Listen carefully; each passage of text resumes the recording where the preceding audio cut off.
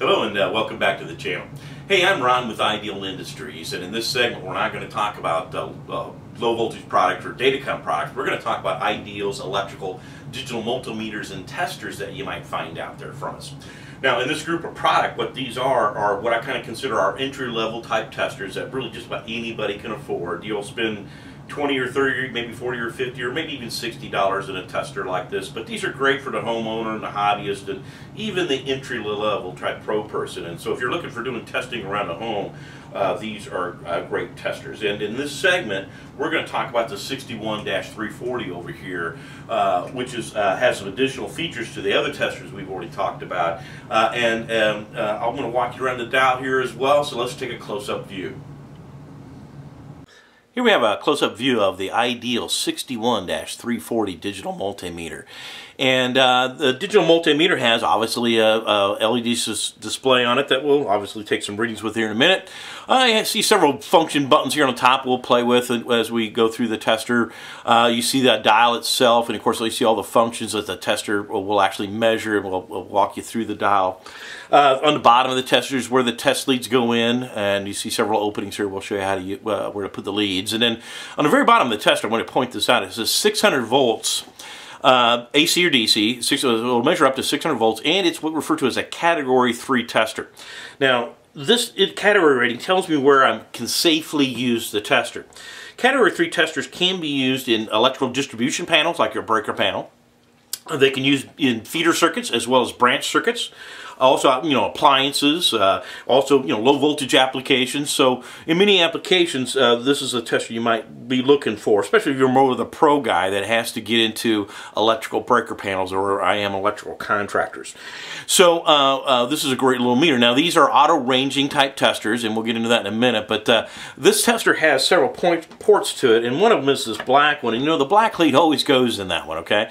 Look at the two leads that you're given. Now, the red lead can go in any one of these other 3 ports based on what you're trying to measure. Keep in mind, you got to have it in the right hole to make the right measurement. And this opening over here above it says 10A, indicating 10 amps. And so the tester will measure up to 10 amps in that, if I have the red lead in that opening. AC or DC, by the way. This is microamps and milliamps, so if I'm measuring small amounts of current flow, I'd have the red lead in there. And right below that is the temperature, which is Fahrenheit and Celsius. So I'm going to put my thermocouple in the tester. It will be across the common and the temperature, and we'll show you that in a few minutes here.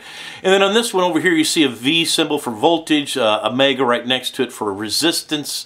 The symbol right next to that is a diode. The audible symbol on the far left, hertz in the middle here meaning frequency, and of course the capacitor symbol are next to it. And the red lead in most cases is in this setting. Now, anytime you use a meter and you turn it on, you want to make sure the meter's working properly. And the way we'll do this, we're going to take the tester and move over to the dial to the omega symbol here, which is measuring resistance in a circuit. And it's showing me mega ohms, meaning it's seeing it says OL, meaning overload. It sees so much resistance it can't measure it because it's an open circuit, or my test leads are not touching. Now, if I take my test leads and touch them, the tester is going to go down to 0, or pretty close to, and basically it's telling me, hey, the tester is working, my test leads are good, and it's safe to use the meter. Now, that's one of the first things you always want to make sure the tester is working properly. So to do that, now you'll notice on the tester is a little audible symbol right below here, and if I hit the select button here, you'll get an audible symbol here on the top of the tester. And the tester now, when I do that same thing, the tester beeps at me, making an audible tone, indicating that the tester is working and I have good continuity across whatever circuit I'm testing. So I don't even have to look at the meter to see if it goes to 0. I just listen for the audible tone.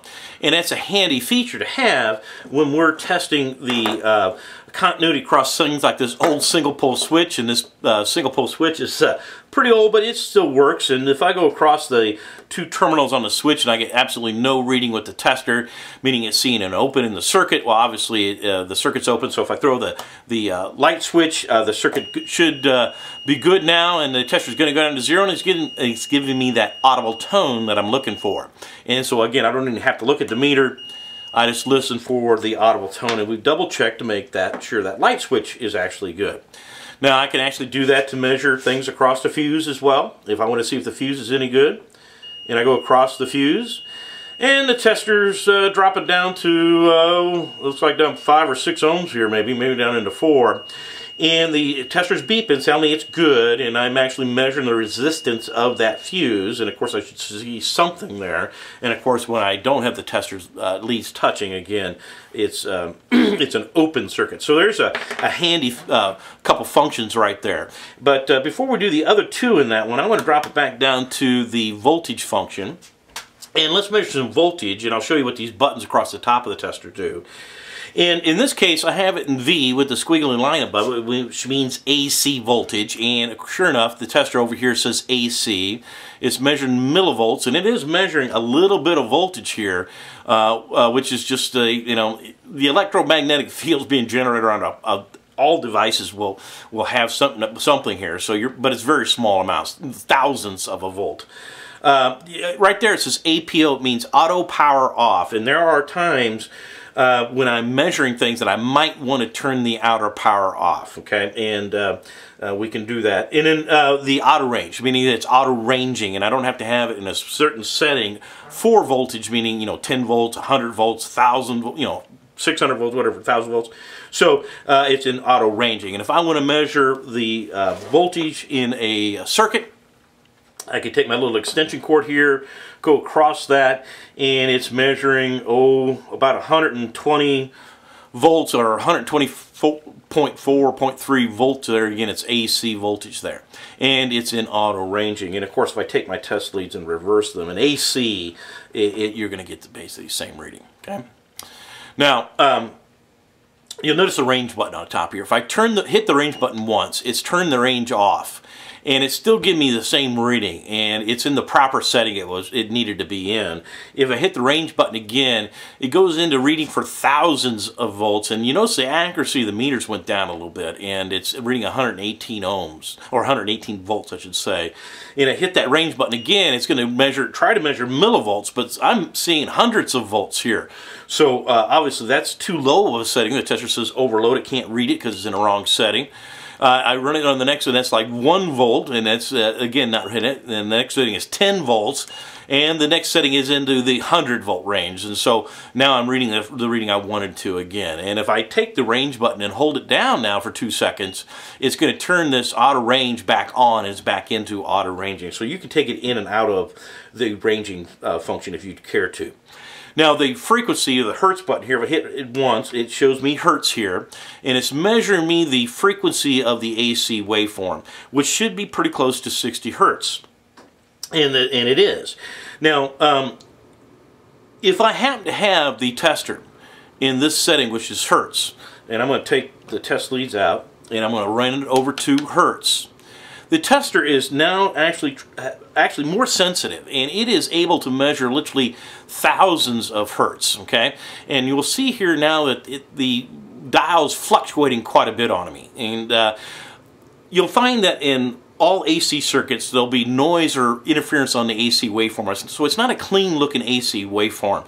And all harmonics in a building can cause this to happen. And any power switching supplies, basically anything with a microprocessor in it, can add to this whole little harmonic or noise problem in a building.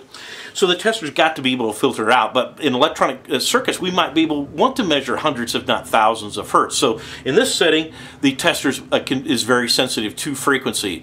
And if I take the test leads back out and turn it over to just regular voltage here, and take that measurement, and then hit the frequency button here, it's actually got a filter that will filter out a lot of that noise. So now again I'm measuring pretty close to 60 hertz, which is what I want to be measuring. Now the duty button here next to it, I hit this button again, and it goes to percentage. And when you look at an AC waveform, it'll be in a positive state at some period of time and a negative state at a certain period of time. And you want it, 50% of the time it's in negative and 50% of it's in positive, and that's exactly what this is doing here. So it's showing us 50% duty cycle, which was what we would want it to see. And again, in industrial circuits, you might need to measure that. And again, if I hit that again, it's going back into measuring just regular voltage for me again. Now, there are the min and max buttons here as well. And if I hit the max button, you'll notice that it's saying max, and it's going to measure the max voltage it sees. And if it saw a higher voltage, and if I disconnect the lead, it's going to hold it. If I plug it back in, it might give me a little higher voltage, maybe. No, yeah, there it is. It'll give me a little higher. There it goes, a little higher. It's giving me the highest voltage, so it's going to hold it. And you notice it turned off the APO, the outer power off function of the meter, because there's times when I might want to leave the meter sitting here for a while to actually measure the max it might see over a period of time. And of course, if I hit min, it's going to give you the minimum it sees. Okay, and in this case, very low amount, because again, the AC waveform is fluctuating quite a bit. Okay, and again, if I hit that back off, it goes back to min, and if I hold it down, it goes back into the outer power off function, and I turn that back on. Okay, now, and I could have done that with the hold button. So say I disconnect this, and if I want to hold the last reading I see, so if I plug the test lead back in, I hit the hold button here, and hit it, and you'll notice above here it has the hold symbol kind of lit up on the LCD screen. I take the test lead out of the outlet, and it's holding the last reading it saw. Not the highest, not the lowest, just whatever happened to see the last time it was plugged into it. You'll also see next to that hold button kind of a symbol indicating a light bulb. So if I take this button and hold it down for a couple seconds, it actually turns on the backlight in the meter. And so if I'm in a dark environment and I need the backlight, I can turn the backlight on through that. And if I hold it down, it turns, oops, I didn't turn it back on. Okay, all right. So it's all back off again. Okay, so again, we're measuring DC with this, or AC with this. Now, if I want to measure DC, I would have the test red lead in the same spot because I'm doing voltage, but I then would take the tester and measure the voltage with the straight line and the dotted line underneath it, which is indicating DC. And the meter says DC, it's on auto power off, and again, it's on auto, and we're measuring millivolts here. And if I wanted to measure, say, the DC voltage of this battery, I could hit the test leads across the battery. And the tester's showing me about 9.67 volts DC. Now, with DC, of course, there's always AC and positive with the test leads. And of course, the red lead's supposed to be positive, and the black lead's supposed to be negative. If I accidentally take the test leads and reverse them on the battery, you'll see it's giving me a negative 9.67 volts, basically, which basically says, hey, basically, I just have the test leads in the wrong spots. And again, if I reverse that, it'll go back to a positive reading. Okay. Now, there's a button on here I didn't show you earlier with the AC, but you'll notice the button says REL, which is relative. So, say I want to know the difference between two different voltage sources. So, in this case, two different batteries. So, if I hit the relative button, you're going to get a symbol on the top of the tester, that little triangle, and it's going to take the voltage in this first battery, which was 9.67, and actually hold it and store that. And then if I take a different battery and test it, and put my test leads across it, it's showing me 0.17 volts DC, and that is the difference in voltage between the two batteries, and it's a positive number, indicating that the second battery actually is a little stronger in strength. So I've actually measured the difference in the batteries. So that's my relative voltage I'm measuring to, and I can take a third battery and see how close it was to the first battery. And that's what the relative button's going to do for you. And so if I'm comparing voltages or different things, that's where I might use the relative button. If I hit it, it should turn it all back off. Okay? So that's the cases where we're measuring some DC voltages. Okay? Now, if we take the meter, and let's go into the ones we didn't cover. We really didn't cover resistance properly here. We just talked about the test where we'd actually measure resistance, and we can measure resistance in a lot of things, between motor windings to wires, or we just want to check to make sure things are working. So here is a resistor on this board, and I'm going to actually measure the resistance of it. So I'm going to take my test leads and go across it. And the tester is again in auto ranging, and it's going to show me 180 ohms. And again, if I hit that range button, it would take it out of that setting, which I'm going to leave it in that setting because auto ranging, I think, is the best place to put it. Leave it. And the resistor is good, and it showed me it's about a 180 ohm resistor. Now, we've got two of these resistors side by side, and they're actually wired together in what we call series, or end-to-end, so to speak. And any devices that are wired in series, you'll basically take the resistance of the two devices and add them together. In this case, they're both 180 ohms, And the tester is reading about 360 ohms, which I would expect it to read with 280 ohm resistors wired together in series like that. So there's an indication where I actually measure the resistance of a device if I needed to. Now, the tester in this setting has several functions here, and if I want to hit select button here, I get the audible indication on top. Again, if I'm checking the audible symbol, if I hit the select button again, it goes to this diode setting. So again, I just hit the select button there. And I then can double check and check to see if a diode's any good. And the little black device on my board is a diode. And a diode is a device that is used in all kinds of circuits, by the way. And it is a device that only lets current fluid through it in one direction only. So if I take my test leads and go across the diode, it's going OL or overload. In other words, I can't read anything here. Diode is open, basically. I don't see anything here. If I take my test leads and reverse them on a diode, and now I'm getting some form of reading. I'm getting about 0.5 volt here through the diode. That means the diode is good. It's only actually working in one direction only as I get the test leads. Now, if the diode gives me an OL in both directions, it's bad. And if it's OL in one direction and I get 0 in the other, well, then that's a short in the diode. So the diode, again, is working if it's operating in only one direction only. Okay. Now, another function we have here while we're in this setting is this capacitance function. So now I'm going to hit the select button. And the tester over here says NF, meaning nanofarads, and we were actually going to measure the capacitance of a device. And this little blue thing on the board is a capacitor, and a capacitor is basically a device that's going to store an electrical charge, and it should hold it over time. And there's a couple ways of measuring capacitance, but what this tester is actually going to do is it's going to charge the capacitor up. And so it's going to take a few seconds to do this, and then it's going to hold the capacitor charge over time and actually measure the fact that it is holding it over time as well. And you'll notice that it's kind of set up, and it's running 138.8 microfarads there, and it might fluctuate a little bit more at this point, but that's basically about 140 microfarads there. So it's going to take a few seconds, and depending on the capacitor you're measuring, it may take 20 or 30 seconds, and occasionally even maybe 40 or 50 seconds, but usually within a minute it's charged up that capacitor, and it's making sure, again, it's holding its charge over time. So here's an example where we might actually measure the capacitance of a device. And again, you'll find capacitors in all kinds of things, and all your ceiling fans, any motor would have basically a capacitor in it, okay? Now, we've already mentioned the frequency setting earlier, and again, if I'm measuring very high frequencies like in electronic circuits and things like that, I might have the tester in that setting. Again, the red lead being in the same spot down here on the bottom of the tester. And I'm going to skip over the frequency setting for a minute and run over to the amperage settings here.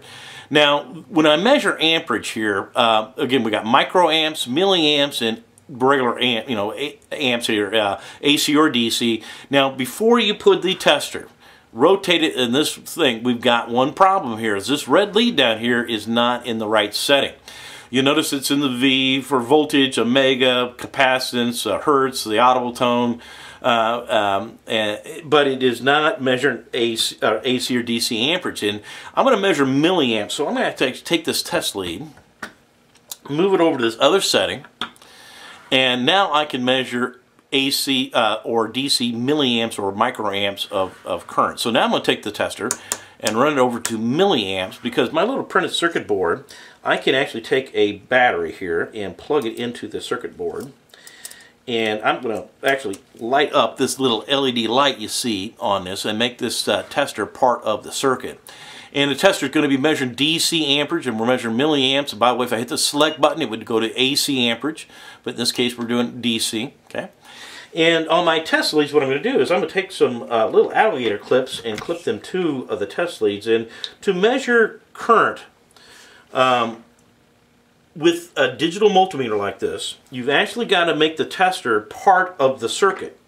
And so the current's actually got to flow through the meter itself. And it is in this case. And we're measuring some milliamps of DC current flow through this little printed circuit board. And you notice my little LED light over here is lit up. And I'm pulling about 6 milliamps of current through the printed circuit board. If I turn my knob up, that current flow is going to go up. You'll notice that LED bulb is getting brighter.